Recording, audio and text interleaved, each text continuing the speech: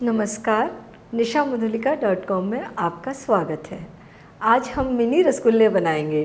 इन्हें रसवरी भी कहते हैं, अंगूर रसगुल्ला भी कहते हैं और बड़े रसगुल्ले की अपेक्षा इन्हें बनाना भी आसान है। मिनी रसगुल्ले बनाने के लिए सबसे पहले हम दूध को उबालेंगे। हमने बर्तन में 1 लीटर गाय का दूध ले लिया है और दूध को उबलने देते हैं।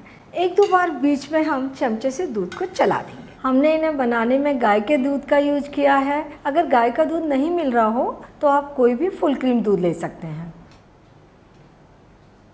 दूध में अच्छा उबाल आ गया है, गैस बंद कर देते हैं और अब हम इस दूध को फाड़कर इससे छेना बनाएंगे। हमने ये 2 नींबू लिए हैं, इनका रस निकाल लेंगे।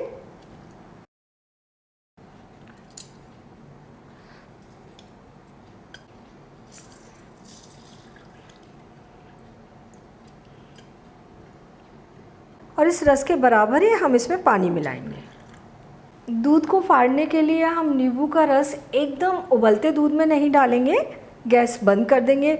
इसके बाद 2 मिनट दूध को ठंडा होने देंगे। इस तरीके से बनाया हुआ छेना सॉफ्ट बनता है। दूध में हम थोड़ा थोड़ा रस डालेंगे और मिला देंगे।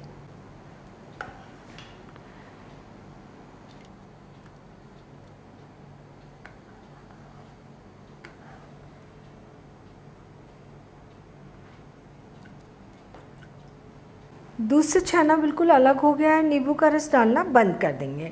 2 मिनट हम इसे ऐसे ही रहने देते हैं। इसके बाद छेना को छान लेंगे। छेना को छानने के लिए हमने ये छलनी ली है, इसके ऊपर कपड़ा बिछा लेंगे।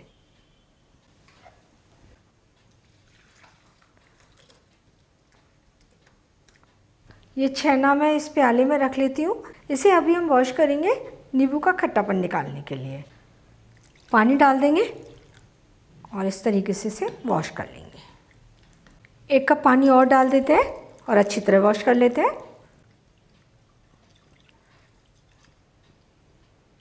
अब हम इसको अच्छी तरीके से निचोड़ देंगे। ये जो दूध का पानी निकला हुआ है इसे वे मिल्क कहते हैं। इसे हम आटा गूंथने में यूज़ कर सकते हैं या फिर सब्जियों की करी में यूज़ कर सकते हैं। छेना को हम प्लेट में निकाल लेंगे। इधर हम रसगुल्ले पकाने के लिए चाशनी बनने रख देते हैं। बर्तन में 1.5 कप चीनी डाल देंगे और 3 कप पानी डालेंगे और चाशनी को चीनी घुलने तक पकने देंगे। इधर चाशनी बन रही है, इधर हम छेना को मैश कर लेते हैं। इस तरीके से हथेली से हम छेना को मैश करेंगे जब तक कि छेना एकदम चिकना नहीं हो जाता। ये छेना हमने मसल कर काफ़ी चिकना कर लिया है। अब हम इसमें मैदा डालेंगे। ये हमने 1 टेबल स्पून लेवल करके मैदा ली हुई है और इस मैदा को इसमें मिलाते हुए इसको और 3-4 मिनट मसलेंगे, एकदम चिकना करेंगे। छेना एकदम चिकना हो गया है। रसगुल्ले बनाते हैं इससे। तो हम पहले तो इसे छोटे छोटे पीसेस में डिवाइड कर लेंगे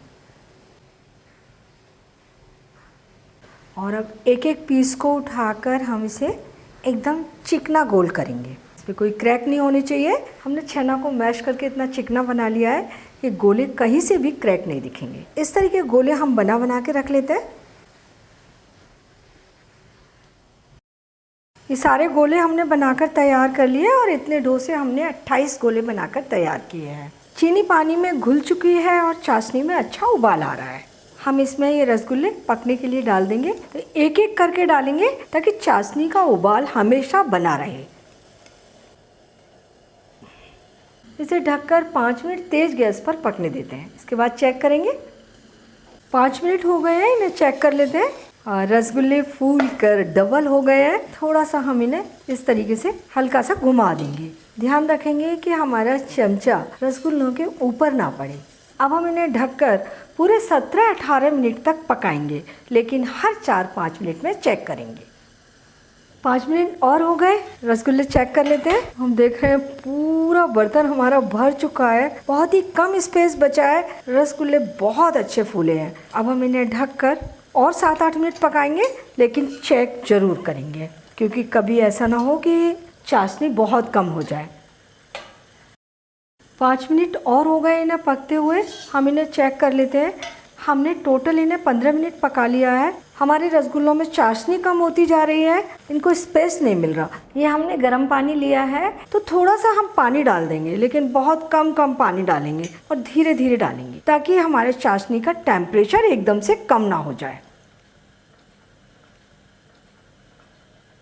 पानी डालते समय पूरा ध्यान रखना है कि चाशनी में अच्छा उबाल हमेशा बना रहे।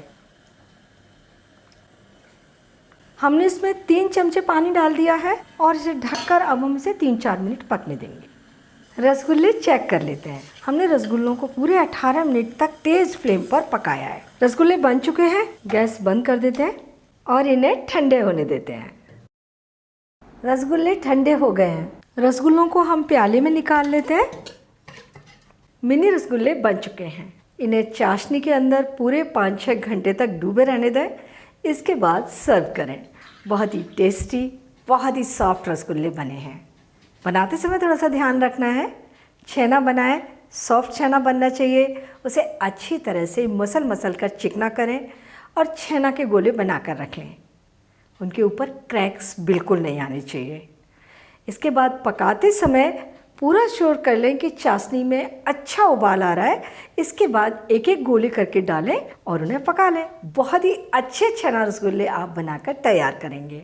आप इन्हें ऐसे ही सर्व करेंगे, बहुत अच्छे लगते हैं। इनको आप मैंगो शेक के साथ में सर्व कर सकते हैं, रबड़ी के साथ में सर्व कर सकते हैं। तो आप इन्हें बनाइए, खाइए और अपने अनुभव nishamadulika.com पर शेयर कीजिए।